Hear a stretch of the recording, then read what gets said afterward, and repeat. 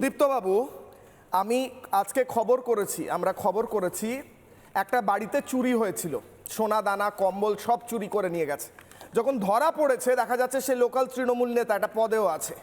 তৃণমূল কয়লা থেকে কম্বল সমস্ত কিছু চুরিতে তৃণমূল নেতাদের নাম আসে। আর সেখানে একজন বিজেপি নেতা একটা ভিডিও করে বলেছে যে তৃণমূলের মধ্যে চোর নেতারা রয়েছে, তাকে গ্রেফতার করে তুলে নিয়ে যাবে। আর যে তৃণমূল নেতা বলছে হাত পা কেটে দেবো বিজেপির, তাকে গ্রেফতারি না, সে ঘুরে বেড়াচ্ছে। এটা কোন বিচার? এটা কোন জাস্টিস? এটা কি করে হতে পারে সুদীপ্ত বাবু? বলাতে সেরকম বিশেষভাবে কোনো বিশিষ্ট যে খুব সিভিয়ার ক্রাইম কোনো যে কিছু বলে সেটা তো আর না।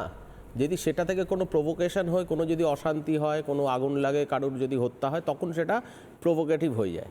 তাছাড়া এমনি যে বলছে যারা টিভিতে, তাদেরকে অনেক সময় প্রিভেনশনের কারণে বা প্রোটেকশনের কারণেও পুলিশ তুলে নিয়ে যায়। কারণ হয়তো দেখা যাবে যে তারা এখন বিজেপি সংখ্যায় খুবই কম, খুঁজেই পাওয়া যায় না, সেই জায়গায় দাঁড়িয়ে একজন টিভিতে বলে দিল, এখন তাকে প্রোটেকশন কী করে পুলিশ দেবে, তাই হয়তো হতে পারে যে প্রিভেনশনের জন্য তুলতে পারে, সেটা আপনার মনে হতে পারে। কিন্তু আপনি বলছেন এই ভদ্রলোককে গ্রেফতার করা হয়েছে এনাকে সুরক্ষিত রাখার জন্য তৃণমূলের গুন্ডাদের হাত থেকে? হতেই পারে, কারণ ওই তৃণমূলের গুন্ডাদের হাত থেকে উনি বলে দিলেন, ওই অঞ্চলে হতে পারে। কারণ আজকে সুদীপ্ত বাবু বলছেন পুলিশ একে তুলে নিয়ে গেছে যাতে তৃণমূলের গুন্ডারা একে না মারে, তৃণমূলের গুন্ডাদের হাত থেকে বাঁচানোর জন্য। তৃণমূলের যারা কর্মী তারা শুনুন, একটা দলের নামে যদি একটা উল্টো পাল্টা কথা বলে, যদি কোনো কনফেশন, যদি কোনো অভিযোগ লাগায়, তাহলে দলের কর্মীরা এর বচসায় জড়িয়ে যেতে পারে।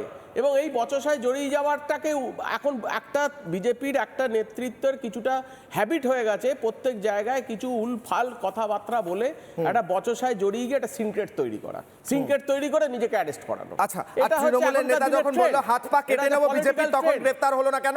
এটার উত্তর দিতে পারবেন? এটা একটা পলিটিক্যাল, এটাও কি প্রিভেনশন? কোনটা বলছেন আপনি? তৃণমূলের নেতা বাইট শোনাবো বলছেন বিজেপির কর্মীদের হাত পা কেটে নেব, এটা গ্রেফতার হলো না কেন? তো উনি যখন বলেছে তখন কেউ এফআইআর করলো নিশ্চয়ই। এফআইআর কেন? এর বিরুদ্ধে কে এফআইআর করেছিল? কেউ এফআইআর করেনি। কেন এফআইআর না করে পুলিশ সুমোটো কেন করবে না? পুলিশ শুধু এফআইআর হলে কাজ করে, পুলিশ শুধু এফআইআর হলে করে। একজন সভা থেকে বলছে হাত পা কেটে নেব।